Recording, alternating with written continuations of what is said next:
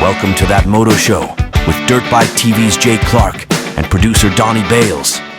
Number 5. Can you believe that, Donnie? Number 5. These are moving along quickly.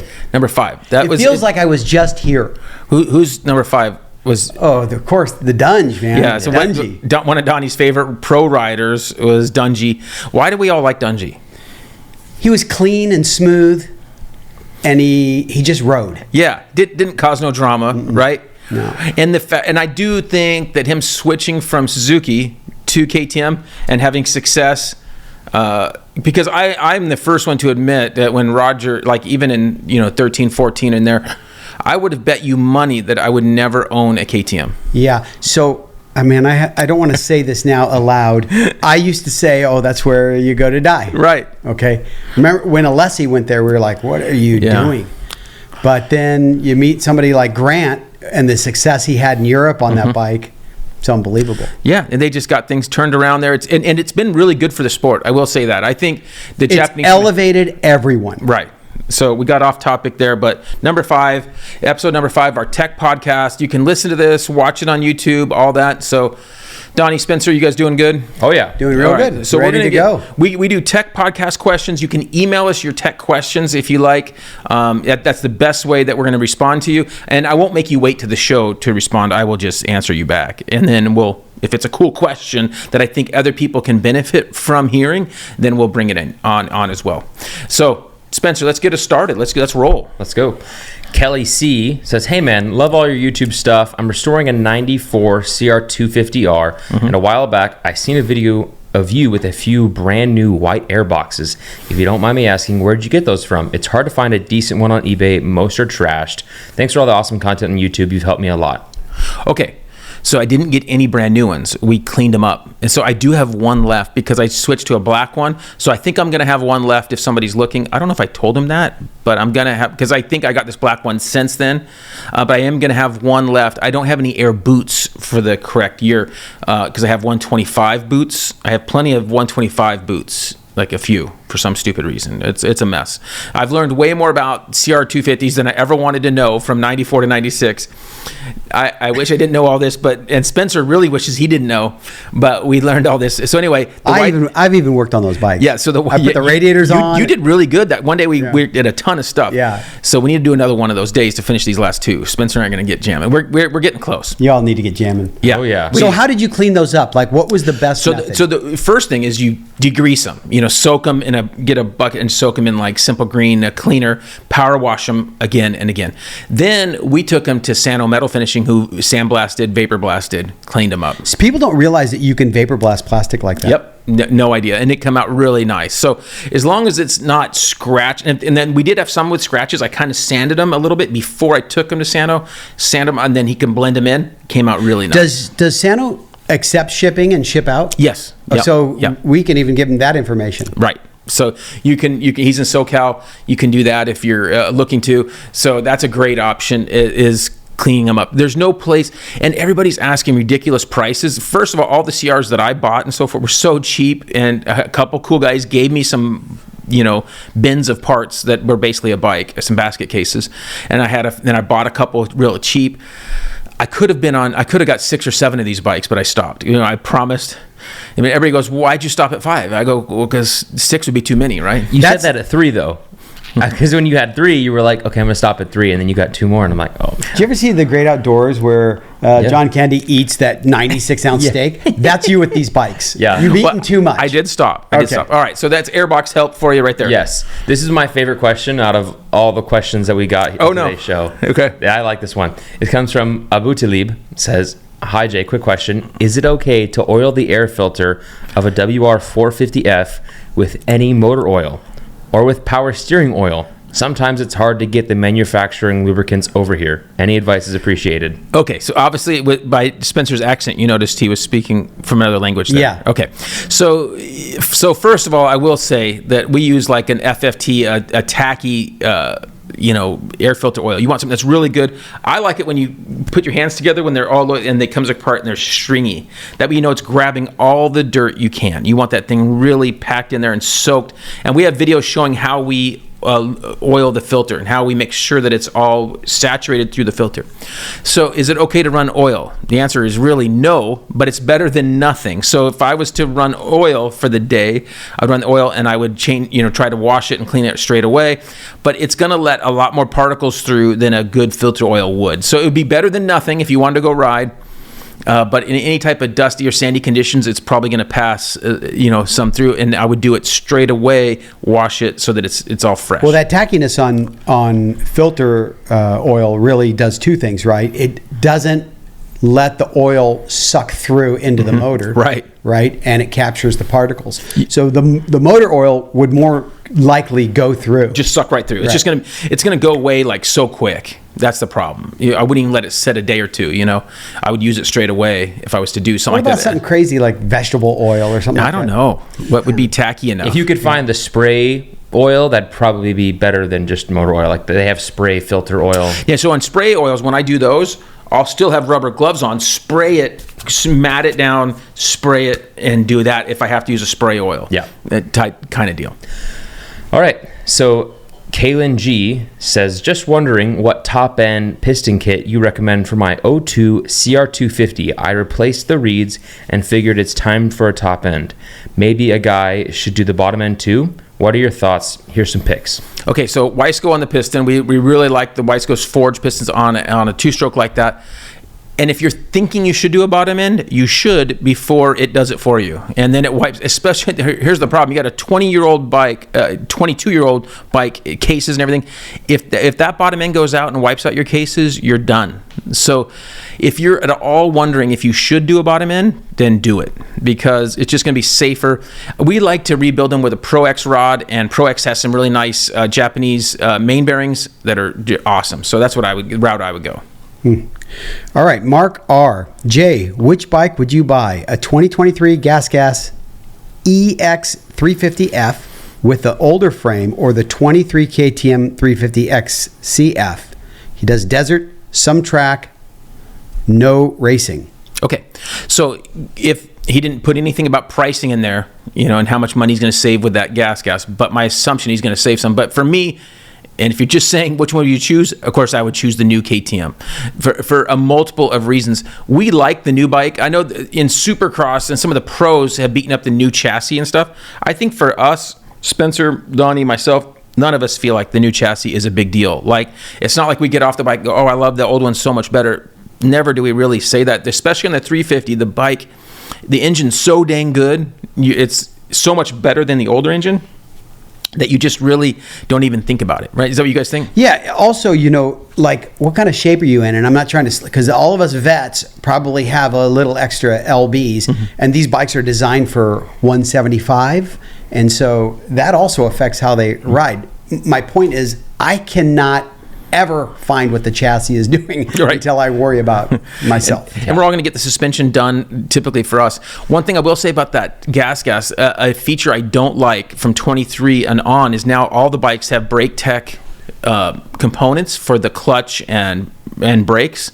It's noticeable, especially on the track. Now on the trail, maybe not as noticeable. You're not heating them up and using them as much, but it's definitely not as good as the Brembo stuff on the track. You can just feel it does not have the stopping power of the bike. So the bikes we did have this brake tech stuff on, I have found and finagled my way to get some Brembo stuff put on those bikes. So the gas initially was supposed to be, I don't want to call it lower end, but less features. It was supposed to be less expensive. And our thought was, and I think MXA brought this up and some other people brought it up, is that what gas should have done is just sold the older bikes for a while. Like, been a couple years behind and just sell it as a new bike. Oh, right. So you could have a 24, but it's really a 22 KTM.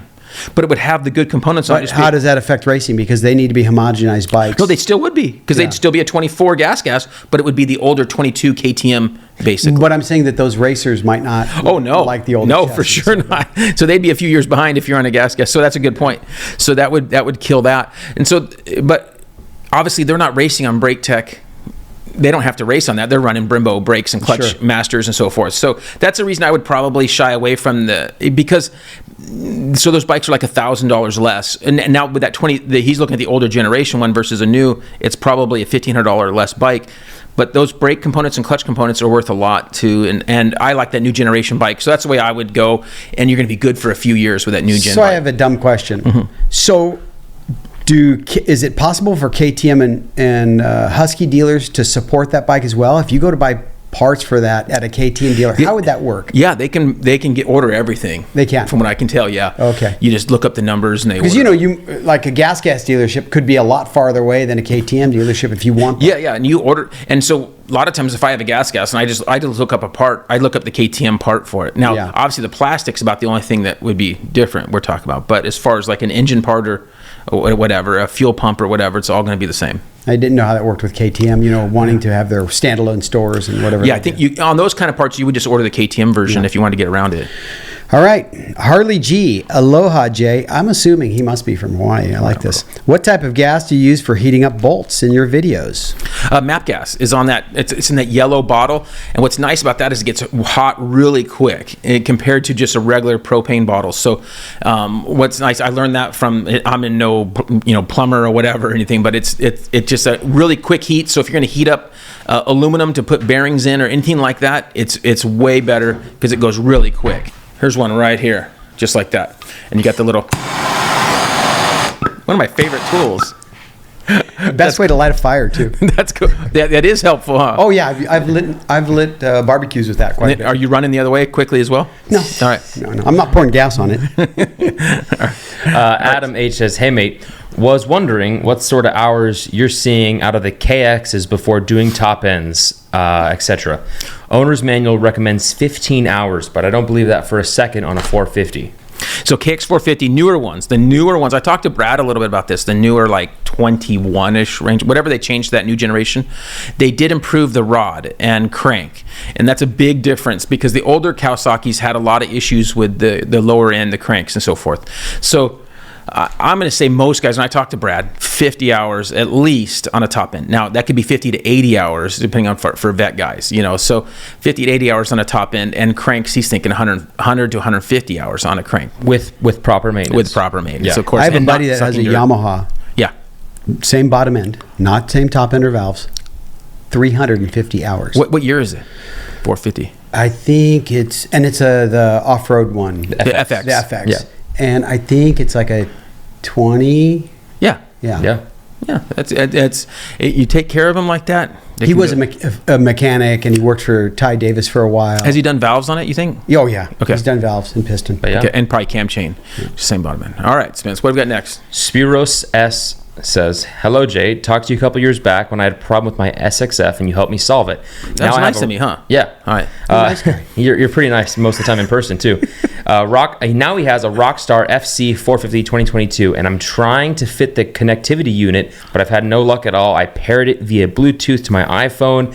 I'm trying to connect it through the app, and the fuel pump turns on, but I got no green light at all, and the connection error message appears. Any thoughts? My first thought is, if you did get this to work, you would be the only one that did. So just stop. And just, unfortunately, it was a bad idea and concept from KTM. They were trying to do what Yamaha had done with their connectivity tuner, and KTM just kind of whiffed and missed it. We can see a spot on the new generation bikes on the rear fender where it looks like they have a spot in the plastic to put one in the future, like where the Yamaha one goes on the rear fender, kind of tucked in their side. There's a spot where it looks like they've left an area for one. I think they'll probably come up with a better one in the future, but that one that was out for like a year and a half, just terrible. No one got them to work. Unfortunately, I would think you're gonna have to send your stock ECU to like Jamie at Twisted or get a Vortex, something like that. This was a promise that this would work. Yeah.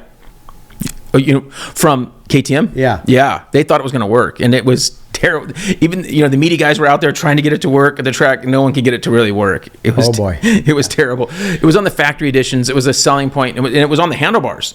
That was another problem. It was like a part of the bar pad. Yeah, part of the bar pad. I remember the way. So if you wanted to run your ODI bars and bar pad, you were like, oh no, you got to run this bar pad. So you were stuck. It was unfortunate. All right, Travis C. Hey Jay, I bought the GYTR Brembo hydraulic clutch kit for my 24 YZ450F. Was wondering the best way to bleed and add fluid to it. Never done one before and want to make sure I do it right. Are there any special tools I might need? Thank you for the information, buddy. Okay, so two big things when you're bleeding. First of all, we have videos. Sorry, we have videos on this, and we're going to make a couple new ones this winter. Spencer's in town for a little while, so we're going to make a clutch and a brake bleeding one for the front and give you a little bit closer up. But the two big things are, yes, it really helps to have we have Vacula is the name of the one we have. A brake bleeder tool. It's like 15 years old, but there are some really good ones now, like on Amazon. They're like $80 and they're plenty good. We have links in our Google Doc. So it's the first time I mentioned the Google Doc in the show. So I went like a quarter of the show without mentioning it. So that's pretty good. So we have links in there, and Spencer's kind of cleaned up that Google Doc a lot to where you can go find that number the link pretty easy. Having that, bleed it out. And then the last key step that I think a lot of guys don't do is how we finish up the brakes. When we do a front brake, we push from the bottom, from the caliper, and I have Spencer's up top, or whoever's, my wife's up top, looking and seeing if any bubbles come up. And we'll do that a few times to make sure no bubbles are coming up, and we show that in the video. But reverse bleeding it, pushing the caliper, which is kind of a pain, pushing those bubbles up. And you, Don, you've done it with me at my house. Yeah. And it works awesome. We get just a incredible feel. I get a lot of guys write me, and I feel like that's the one step they're not doing, is that those bubbles get stuck, and I tap on the brake line in between. And they keep coming. And we keep coming. And we have to do, I have a rule, 3 times I do this with 0 bubbles, and then we're good. What about zip tying the lever? And then we'll zip tie the lever overnight. Usually we're good, you know. And you want to lean the bars to like the highest point. Yeah, so the brake line is... Don't just leave the bars straight. Yeah. And we have these cool little, it's more expensive than a zip tie, but we have these cool little 3D printed ones that hold the lever. Tech 167 has them. I'll show a picture of one right about here or here. Especially with you, because you recycle a lot of zip ties. Right. There we go. All right. What's next, Spence? Daniel M says, what kind of coolant would you recommend for a 2022 Gas EX250F? Okay, so really any of the automotive coolants that are 50-50 mix are just fine. Just stick with one. We run the Peak one a lot of times because of the price, and they sponsored motocross like 30 years ago. So really, I don't have a huge, experience in any that are way better or not better. There are guys that run like a Redline water wetter, which is just that's going to help it be cooler. Or there's other things out there, systems to use. The Evans will run cooler, but it's not a water coolant. It's more of an oil. So the problem is with that, you have to only fill it up with their stuff. You can't put coolant back in and mix them. But they do bring down temperatures. But for most part, we just run a regular 50-50 mix auto one, and the Peak one we like. It's been good. Sounds good. Alejandro M. Hello. Do you have a mechanic shop? If so, can I have the address, please? So the answer is no. Unfortunately, we don't do any outside work. It's all I can do to keep up on the work we've had. I've mentioned that before. So it's tough to keep up on the work. If you're in SoCal, a lot of times I can connect you with some guys that can help. Brad does a lot of our engine work and carbs. I can send you to him, and he does a lot of our stuff. So I can send you to some people, hopefully, and help you. But unfortunately, we can't keep up on our own stuff as it is. So 2 people have the same question. So Philip R. and Carol P. asked you the same question at different times. They say, hey Jay, just want to start off with saying how much I enjoy your content and thank you for the great tips and tricks. What's the white circular object on your tire changing stand? Material? Where can I find it? Thanks for your advice. Okay, so in the tire changing stands, which we haven't mentioned in a while, a lot of, when we do tire changes, a lot of guys see the stand we use. Those have all been built by buddies or different people, and those you can build on your own with our drawings. So we had a good follower who drew up the stand drawings that I'd done a YouTube video showing the stand we use, and he made a nice drawing of it. So if you email us, we'll send you the drawing and links to all these different videos that give you tips. There's a guy in Southern Utah that has a video showing all the materials, how he cut them and prepped everything. So it's really nice. So we got some good links in there to walk you through it. What he's talking about, when you're finished, there's a white piece, because if you have just steel down there, it'll scratch your hub. So what we have is a piece of Delrin, and that's a machinist. That's where I learned it from when I was a machinist. It's a hard piece of plastic, but it also wears a little bit, so you can wear through it. Now, if that's an expensive piece of material to buy to put on there, and you have to go to like a metal supply type place. McMaster Car would have it. Yeah, so places like that. Yeah. Now, what guys have found that works really well is simply your cutting board from the kitchen. So if you got an old cutting board, an old white cutting board, bring it out there, cut a piece out, drill a hole, put it on there, and you're done. And then you're just going to be missing a circle when you put it back in the kitchen for your wife. So, or you could go buy a thrift shop. Or you can cut your vegetables out in the garage. Right. with what's left. With what's left. Real small ones, radishes. Yeah. But yeah, broccoli too. So the kitchen cutting board has worked perfect for a lot of guys and really cheap. You can buy one at a thrift shop or a garage sale for probably like $1 or $2, right? So how many times have you? Because I've done this. Yeah. Like you have multiple tools and everything, but you've gone to the kitchen for a knife or something that you need to use in the garage. Yeah. Have you gotten busted for that? Oh, yeah. I got in big trouble for that several times. That's funny. Another tire-related question comes from Travis C. Says, "Hey Jay, I'm not sure what size motion program lock to get for my new wheels. I'm putting on a set of W wheels for my 2024 YZ450F. Motion Pro offers 4 sizes to choose from: 1.6, 1.85, 2.15, or 2.5. Thanks for the advice."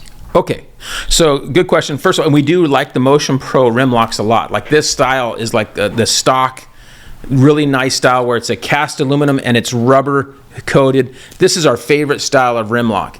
This is a 215, so this will fit all 215 rims, which is all the current 450s and even a lot of the 250Fs now, the current ones. And then the 185 rim lock will fit your 125s and older 250Fs. So on the rim, there's those little spot written with the size of rim. It'll say 1.85 with the X times 19-inch or 18-inch. It'll say the size. So the width of your rim will always be on the rim itself. So the fronts on all the big bikes are 1.6. So they're all being 1.6 wide. So that's the rim lock you need to buy for a front. And so that's pretty much it. So, simple deal. Rim lock, very important. You want to have that on there, and the Motion Pro one's a good one. Yeah, so it's time for a product highlight. Product spotlight. What should we do today? Let's do 2 really quick. Let's do 2 real quick. Okay, here we go. So these are, for KTM guys with WP forks, these are black fork protectors. These go on your forks. The stock ones are red, and it's kind of an orangey red. And the reason I got these black ones is because I'm building a bike that's black and yellow for this Dunlop theme bike, and so I got these. And we'll have the part number on our Google Doc for these. If you're doing a bike and you want to have a different color, WP has these. They're like $8 or $9 a piece, and we can switch the color of that. The other thing we're doing on our new bike, on our 2324, we really don't like the start-stop switch. A lot of guys don't like it either. So Moto Minded has these right here. And there's some other brands out there too that we've used. We used the Nihilio one. This one is from Moto Minded, and it has a start and a stop button, so you can have one on each side, and they're just firm, good buttons.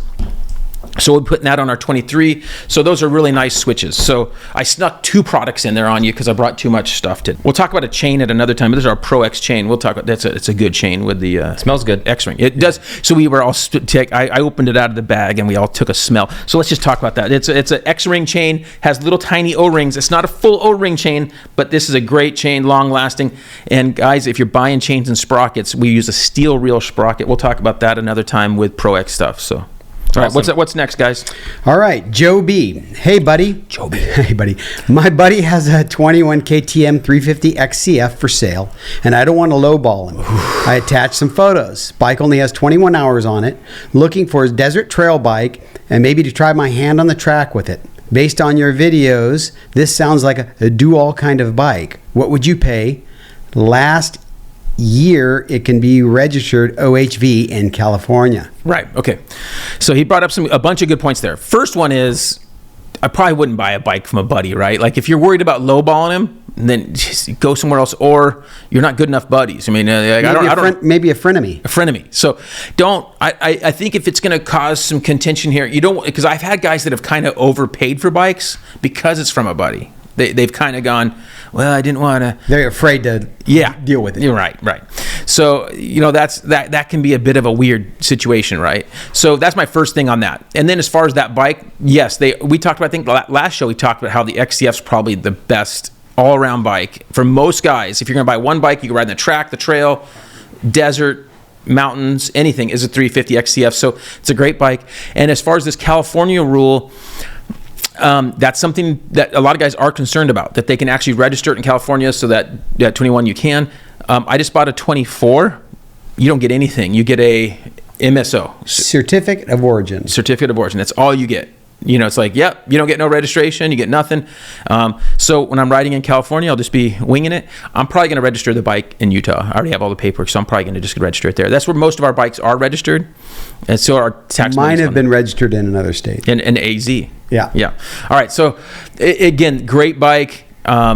And I would I don't know what a good value in those bikes is probably, because I'm selling one and it's $6,000 to $7,000 depending upon the condition, how low hours, all those things. So also just be honest with your buddy. Yeah. And just say, look, this is what I looked on Facebook, I looked on Craigslist. That's it. Here's what they're going for. We're friends. Should be 500 less than whatever this is. Right. That's how I would see it. Exactly. Right. Good guy deal. Good guy. Awesome. So this is the last question. It's from Bert. It says, "Hi Jay, I'm 54 years old, intermediate vet rider, and weigh 180 pounds. I change my bike each season and have been riding a 350 for the past 3 years, both Husky and KTM. Looking at buying my next bike, and I've come down to the 2024 KTM 350 SXF, or considering the new 2024 Yamaha YZ250F. What are your thoughts on the new YZ250F? I thought it might be time to switch it up for a season." Okay. Great question. Both bikes are amazing, right? Both bikes are amazing. And I love both bikes. My thought is that if you're racing, I think you're going to be disappointed on the 250. I mean, you're going to have to me, I like riding the 250, and I don't take racing too serious, as you guys know. So I'm not really worried about when I'm up against a guy in a 450 that he's going to be pulling me or whatever.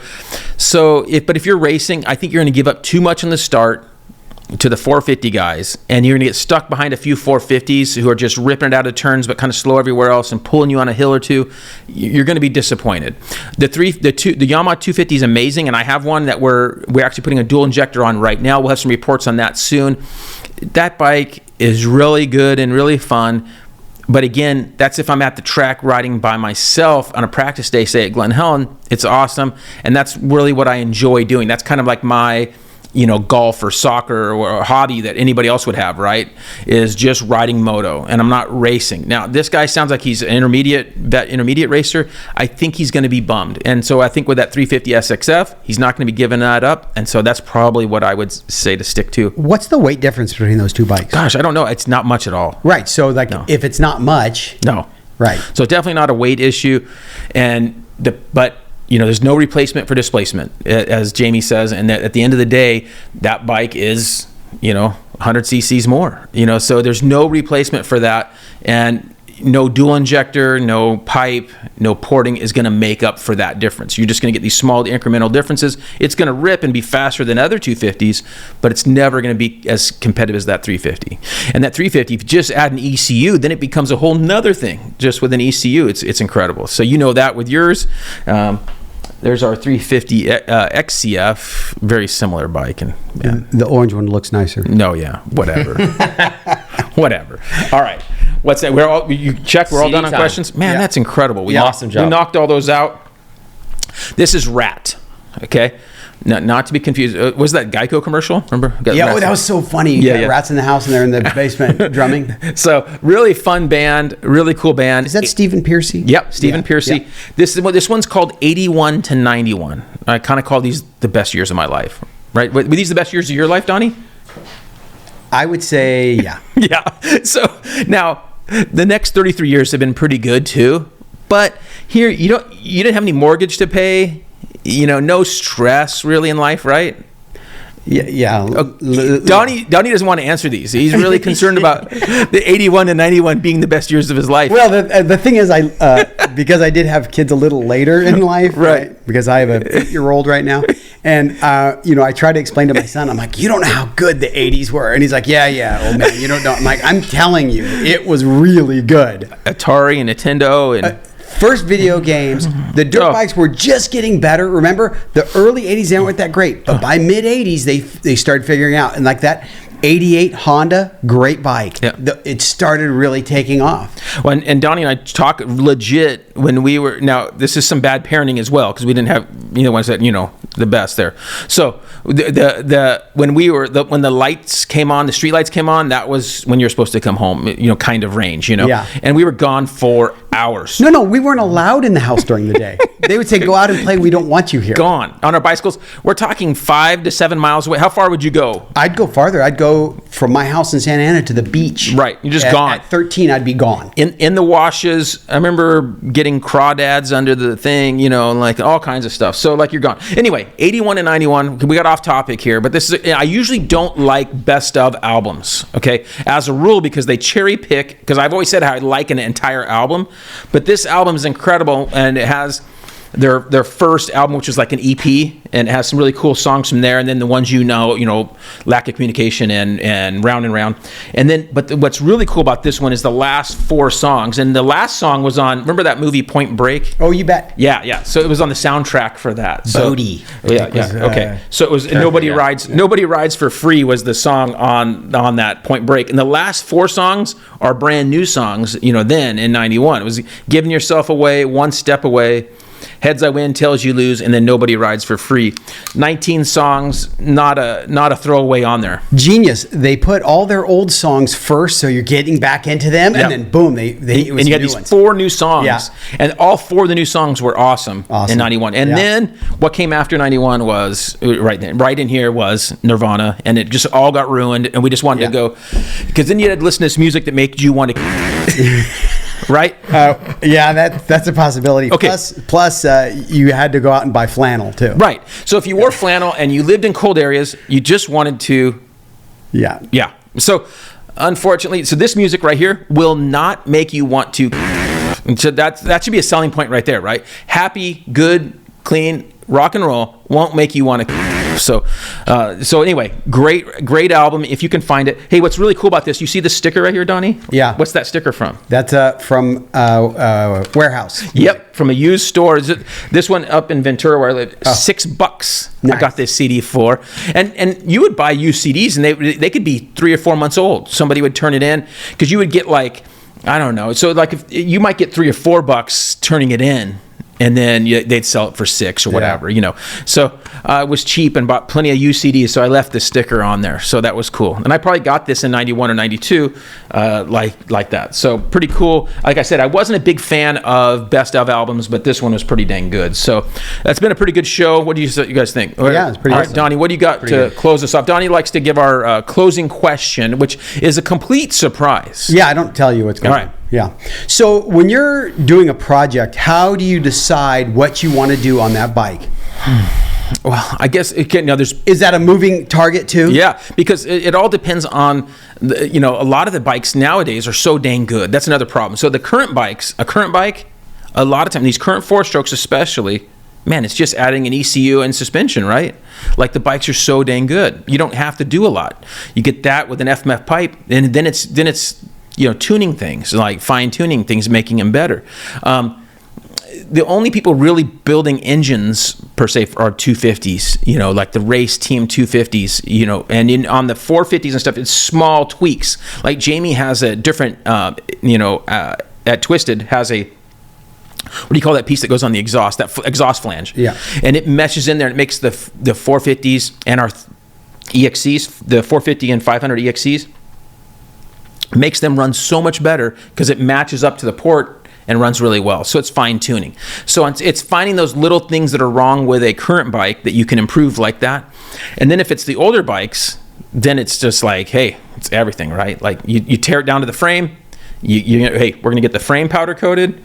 We're gonna address all these broken parts and then decide how far we're gonna go. So, but the new bikes are so good, you don't have to do a ton. Typically, it's a lot of cosmetics and fine tuning to make the suspension better, especially for you, and then making that thing run perfect.